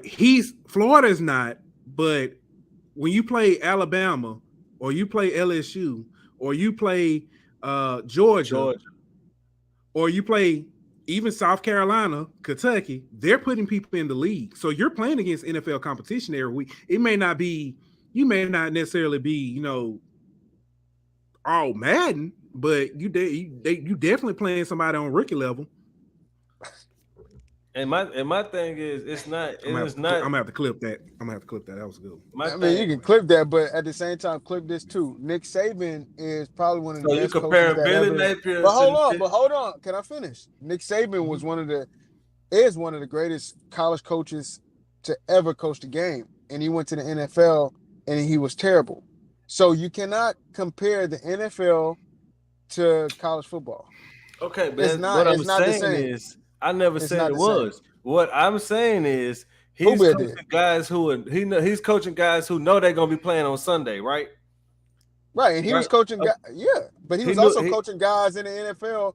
That he was coaching guys Name at UL name that I'm name talking went about. to one. I'm the talking. NFL. Hold Name on, one. I'm talking Name about Let me one. go Billy look it up. Napier. I'll find. I'm not talking about Nick Saban. I'm talking about Billy Napier. I I'm could, talking about Billy Napier. Billy Billy Napier was Napier has not coached coaching NFL's guys. a handful, not a team full of them. Not a team full of them. There's a difference. It's a lot different whenever you got 3-4 guys on your team who gonna play on Sundays, and you got 26 out of the 85 that's gonna play on. It's a lot different, bro. And it's a lot different when you're trying to establish that culture. Whenever you got guys who know that they can go leave right now and go play anywhere they want to, they ain't got to put up with that. It's a lot different whenever you at a school like Florida and when you at a school like ULL. You can't treat them get that. players the same. You can't treat them the same, but it's obvious that Florida had an issue. It's obvious that Florida has had talent in their program, but they never were able to get over the hump. So if he has to do this to clear house for them to actually get on the path to win, then let him do what he has to do. Of course, and I'm sitting up here capping for Florida, but at the same time, Because you wanted Billy cleaning Napier. house, which is because you wanted Billy Napier. That's why you capping for him. And he's a great coach. What's wrong with me wanting Billy Napier? I think I'm not. So I can't you're say he's saying a great coach. Hold on. I can't say he's a great coach. We got the better coach. I can't say Billy Napier is a great coach. I can't say that because he's had a handful of good seasons at ULL. That's why I can't say he's a great coach. Tom Herman was a great coach when he was at Houston too, huh? Everybody was in love with Tom Herman in Houston. Then when he got to a big boy level, what happened? He fell down. And so you capping for Billy Napier like he's a great coach because he had a few good seasons at one school. We got to see him do it at multiple schools before we can say he's a great coach, and we got to see him do it at a big level before we can say he's a great coach. Oh man, okay. I say this: Billy Napier ain't even Lane Kiffin. He ain't. You say what? Billy Napier's not even Lane Kiffin. He just not his career. This is his first big job. Lane Kiffin, and you saying he's a great coach already, and that's my point. You saying he's a great coach, and this is his first big job. You don't know that. But guys, let me ask you something. If we would have got Billy Napier, would you have been upset? Yes. I would have been highly upset. Yes. I hated the idea. Upset. I hated the idea of let's get Billy Napier because he's down the road and he's got ULL winning 10 games. Oh, you're right. Upset, they're winning 10 games, struggling with Appalachian State, struggling with ULM and Coastal Carolina. And yeah, they're no. I ain't gonna lie. I would have been highly upset. You're struggling. Highly upset. And to quote Funny Man, struggle win, because that's all it was. Struggle. It's so funny. It's so funny because we do the same thing with players that leave LSU to go to other programs. It's always he wasn't that good. He wasn't that. Like, you can go back to when we was talking about this 3, 5, however many months ago. I never wanted Billy Napier.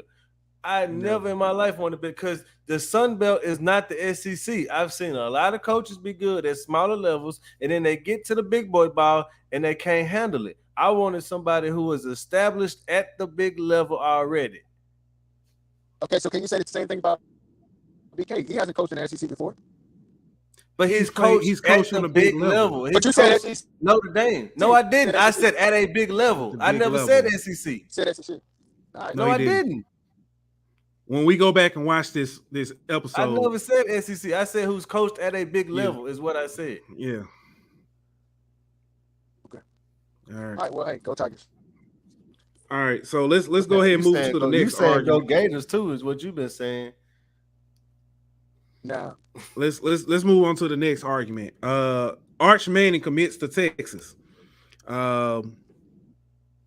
Shocker. He's not coming to LSU. I don't think any of us felt like he was coming to LSU or that LSU, necessarily, quote unquote, was after him. But I guess you can ask the question, can you lose something you never had the possibility or wanted? I mean, you never had or possibly wanted. Depending on who you're asking, because 247 and out of recruiting sites going to say that they stole him from LSU. But, we all know that's not the case. Yeah, we know that's not the case, though. But, he was never coming here. So you can't lose nothing you never had. Yeah. Hey, dang, Daniel, he dropped. Yeah. Because I was going to ask the question. And I guess I can pose this to everybody in the chats as well. Why was his recruitment so polarizing, especially for LSU fans? You know why? Is it just the name? Because his name, bro. That's all it is, bro.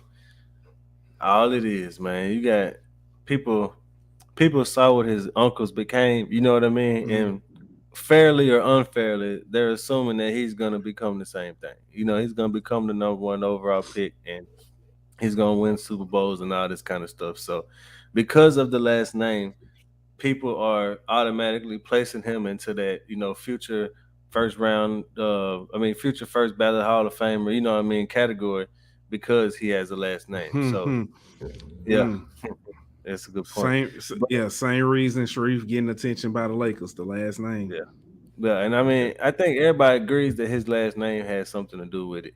I think what people disagree with is how much is the last name playing a factor into the situation. Some people like Chris are gonna say that, yeah, he got the last name, but he's not that. He's still a great, he's still the best quarterback. His name only matter a little bit. But people like me, and I think you feel the same way, that he's maybe a top 10, 7 or 10 quarterback in his class. He's a top 50 player overall, but his last name is placing him higher than what he should be. Yeah. I guess the next question, and again, this is when I wish Daniel was here. There you go. There you go. Okay. All right. Hold on. Let's get him. All right. Got him back. Hey, Daniel, so, all right. Daniel, can you lose something you never had?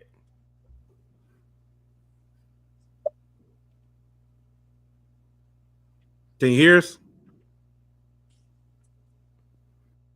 I don't know if he can hear us. Daniel, can you hear us? No. Yeah, I can hear you guys. Can you lose something you never had? So we talking about Arch Manning? Yeah. Yep. Okay. All right. So where we at? I'm sorry, guys. No, we were just asking. Yeah, go ahead, Ant. Basically, what I was saying was, if you ask 247 people and recruiting people, they'll say that LSU lost him because he was Louisiana recruit. But if he was never coming here, how did LSU lose him? Right. I would say you got lucky. You dodged a bullet.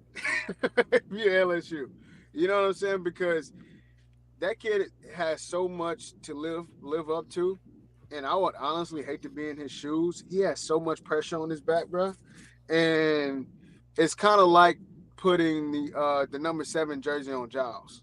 You know what I'm saying? Hopefully, he can carry that Manning name, but it's going to be very hard, I think.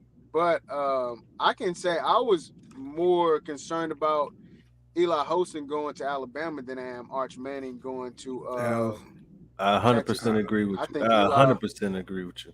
Mm-hmm. Yeah, I think Eli. Hosting. I think Hosting is better than Arch, in my opinion. Agreed. I think there's a lot of quarterbacks. I think Arch is probably the 6th quarterback. Should be the 6th ranked quarterback in the nation, in my opinion. I don't think he's the number 1 quarterback, but neither here nor there. The reason why I say that too, if you guys actually seen that video that's been going around online where he's playing against, man, no disrespect to the kid, he's playing against 8th graders. He's saying he's playing. Hey, tell him what it is, bro. He playing against a white Chris out there, man. Tell him what it is, bro. It looks terrible, man. It looks bad, bro. It looks like he's playing against a Pee Wee football league. And yeah, man, I ain't sure. And he doesn't necessarily look good either. So yeah. All right. So yeah, we mentioned we mentioned Eli Holstein going to Alabama. Arch committing to Texas. Rashada commits to Miami. And Dante Moore is a lean right now for Oregon. So yeah, supposedly yes. He's a lean for Oregon. All right. So let me recap for you, Daniel. So I just said you've got Eli committed to Alabama, Arch to Texas, Jalen Rashada committed to Miami today, and Dante Moore is allegedly or reportedly a lean to Oregon. Who's left? What QBs are left on board, and who is LSU in the mix for? Ricky Collins.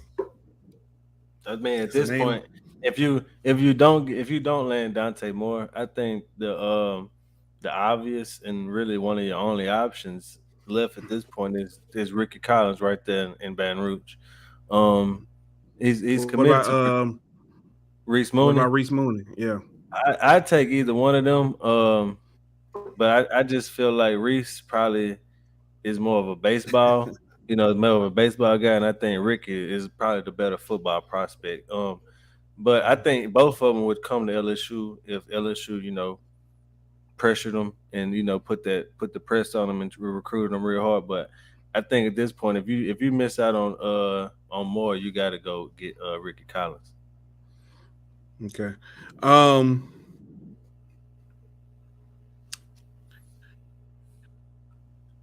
This was an abnormal in the sense that LSU had multiple. I'm sorry, Louisiana had multiple quarterback prospects to look at. Um, are fans reading too much into seeing guys like Eli, guys like Arch, even right now Ricky Collins committed to Purdue? Are LSU fans reading too much into seeing these guys going out of state and not staying? I don't know. I think part of it is the whole narrative of LSU can't keep in-state guys anymore. You know what I mean? So Okay. I think part of that is why there's some panic, or there's some people questioning things. But honestly, if you look at the situation with Walker Howard, I think that explains why some of these guys hosting aren't coming here. And then if you look at it, there's never been a Manning to LSU, so I don't even know why people thought that this was going to be the one to change, history.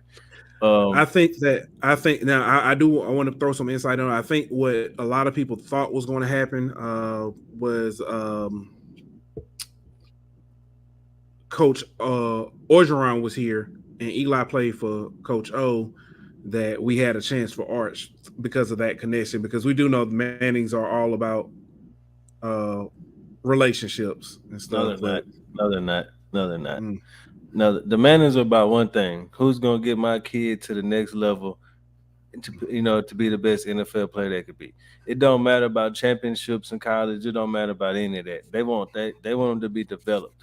So if you look at where Arch went, he went to Sarkeesian. Well, who's got he's coached Carson Palmer, Matt Leinart, Tua and Mac Jones, but he also got a guy named Jake Locker at Washington to be a first round pick. You know what I mean? that's true. He got a Yeah. guy named Cody Kessler drafted at USC. You know what I mean? So if there's one thing Sark can do, he can coach quarterbacks, and that is the reason why Arch Manning went there. It had nothing to do with the relationships, and because he has no. I mean, Cutcliffe was at Texas, but he's gone now. So you know what I Mm. mean. It's all about what Sark can do as far as developing a quarterback. All right. Now let's talk about who we did or do have, or we coming to LSU. Kyle Parker. He's a 3-star, maybe 4-star, depending on which service you use. Wide receiver, speedy guy. Uh, he Derrick Dillon committed and to Derrick. That's probably a really good comparison. Um, he committed to LSU this week. I think it was Thursday. I want to say it was either Wednesday or Thursday. I guess I was gonna say my question now is, I know a lot of people it didn't have the fanfare, um, simply because like we just mentioned, he's a 3-star/4-star depending on which service. Um, And he's not from Louisiana, so they don't care. You know what yeah, I mean? so Yeah, I know where you're going with this. yeah, It's so but excellent. I mean, for those of you who don't realize, excellent get, excellent get. Yep. Um, Next question: who's going to be the next commit? Man, I think we got a flock of them coming, bro. About this time next week, I think we're gonna be having like 3 or 4 guys committed, and probably 2 or 3 coming within the following days of that. You got honestly, you got a slew of guys. You got Stamps. You got the defensive lineman. Um, you got Reed. You got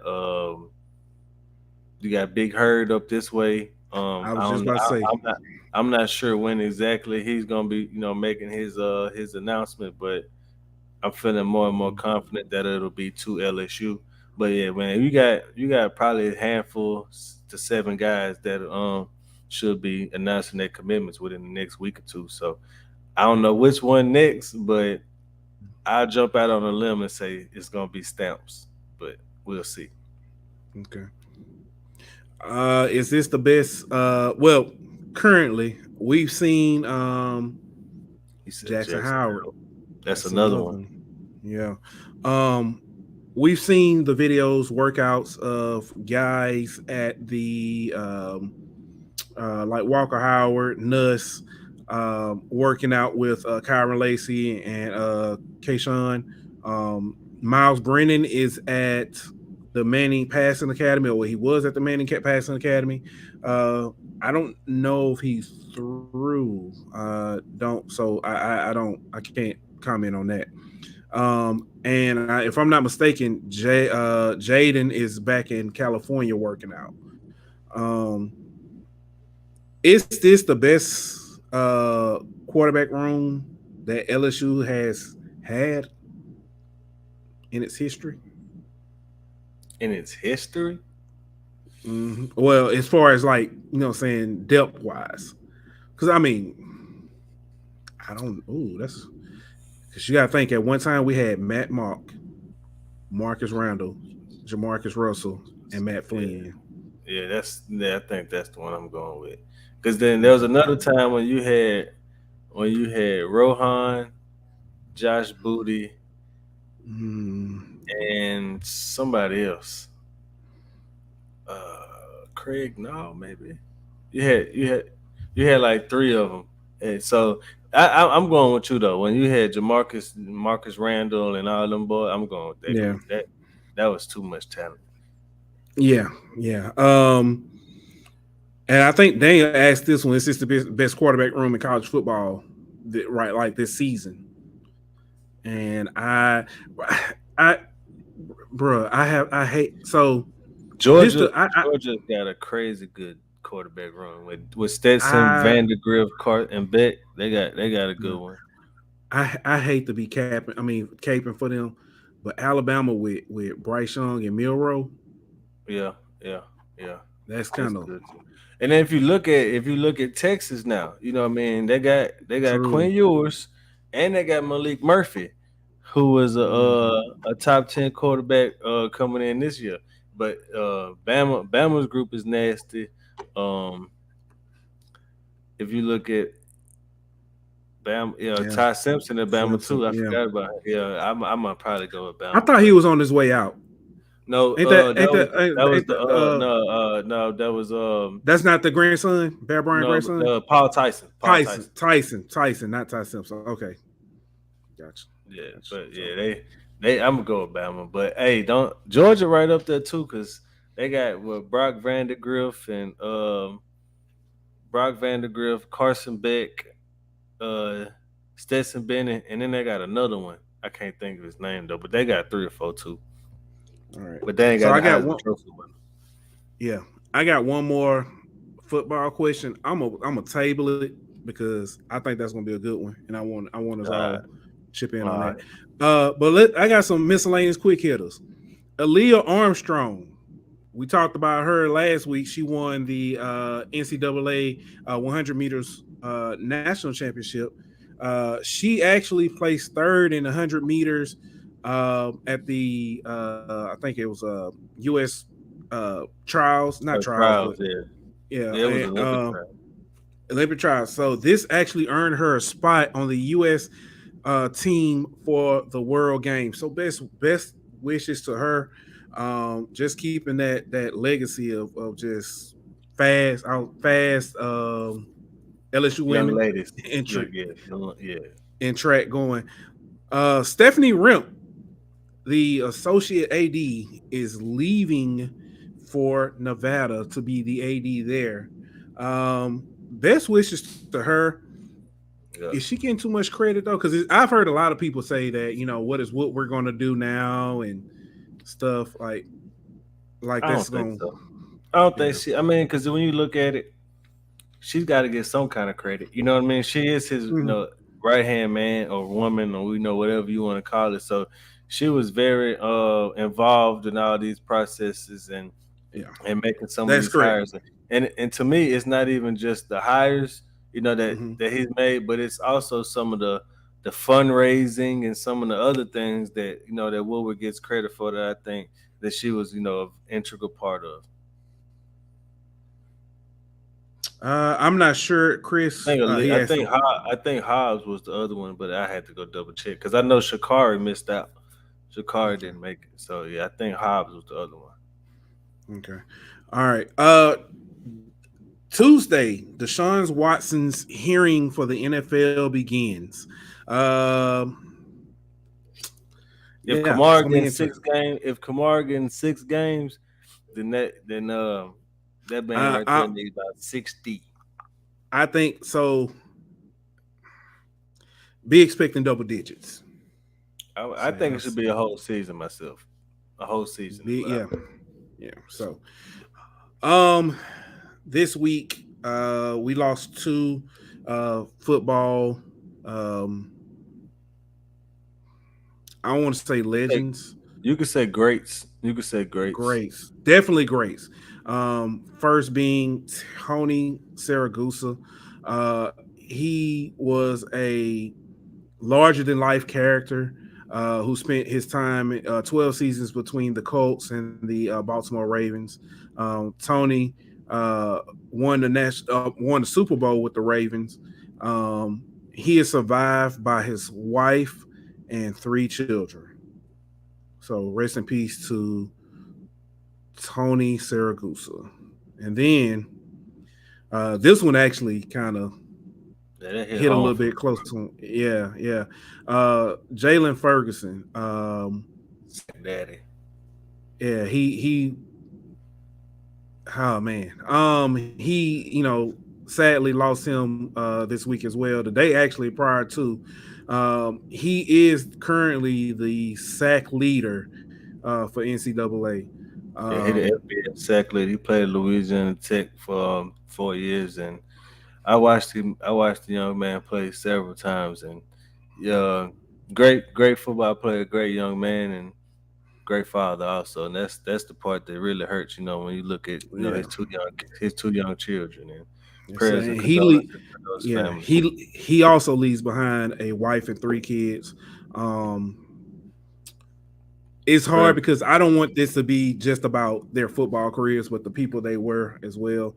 And I it's not often that, especially a football player, like when I'm just so y'all know how the sausage is made. A lot of times when I'm looking up to do these graphics and stuff, and I Google these people's names.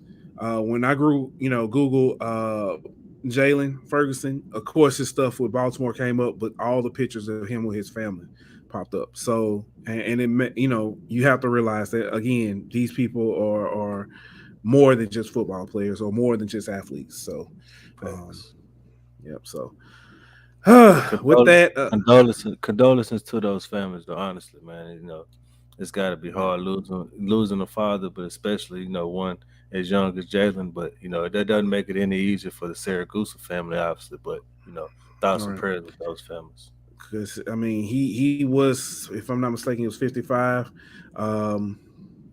Let me look and double check. If my math is correct, yeah, he was 55. A young 55, I'll say that. Yeah. So, but let's move on to altar call. Let's go ahead and hit it.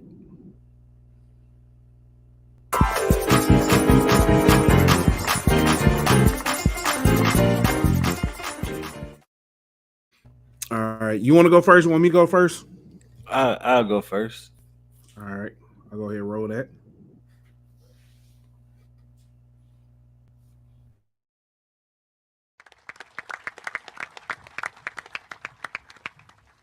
And Jaden, we talk about your family history. And before we present both of you with the Piston jerseys, we wanted just to recognize that history and give you some additional jerseys.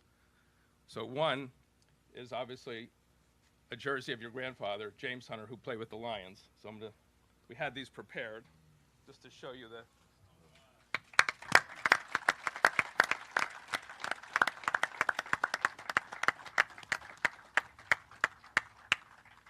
And of of course, there's your father, Javen, who played for Detroit Country Day. So let's see what that Country Day jersey looks like.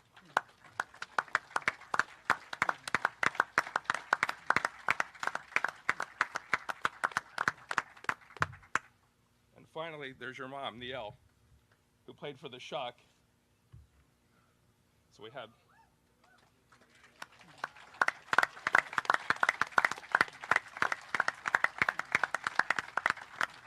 So I hope you frame these in wherever you live, and every day look at them as your inspiration, your grit, and your incredible ties to this city. We're so happy to have you and Jalen, and we're looking forward to a great run going forward. So welcome. Back to you, Kevin.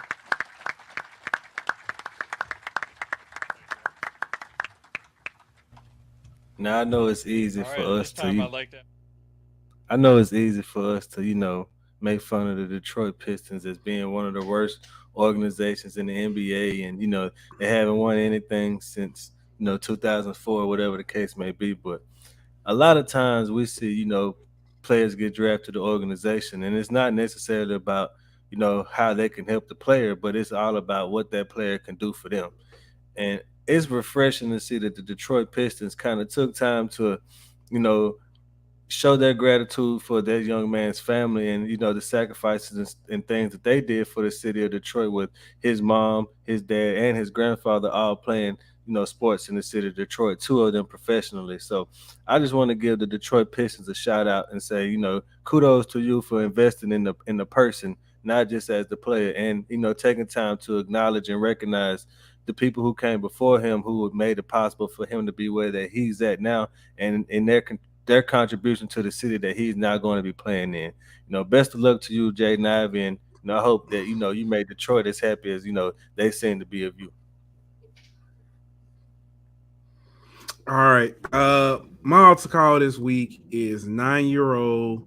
I'm missing his name. I think it's Kason Scurry. Kason is a 9-year-old aspiring umpire. Yes, you heard that right. Umpire.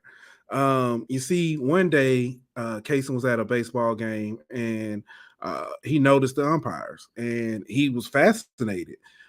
So he told his parents that he wanted to be an umpire. So his parents invested in his dream. They started taking him to different umpiring clinics. He started doing this year after year after year, to the point to where now he has actually been able to umpire some games in different tournaments of people his own age. And for me, I think that is fantastic to have someone to believe in your dream so much that no matter how unorthodox it may sound, they believe in you, they invest in you, and they give you the opportunity. So I think that this should be a clarion call to all of us parents. If your child has a dream, no matter how unorthodox it may sound to you, give them a shot. Invest in that dream. So that's it. That is it. I want to take this time to thank Derrick Dillon for coming on. Daniel can't. His phone died, guys. Those of you who may not know, he's going through a transition. Maybe that's not the right word, because some of y'all are gonna take that and run with it. Daniel is in the process of moving. So he's in the process of moving. So that's why he was, going from his live from his car. But thank y'all. Ant, you got anything before we let out? You on mute too. Nah, that's all I had, bro. Appreciate them for coming on the show. Derrick Dillon for coming on. Chris, appreciate you for doing your job once and getting us some guests on the show. Good job, boy. You finally did something right. But thank y'all for tuning in and commenting. Make sure y'all give us a like. Share it to your cousins, your aunties, your uncles, and them, and all of them. But appreciate y'all for tuning in, and we'll see y'all next week. And like that, we out. Don't forget to like, follow, and subscribe on Twitter at Golden Boot. On Instagram at Golden Boot. On YouTube at The Golden Boot Pod. On Facebook at The Golden Boot Pod.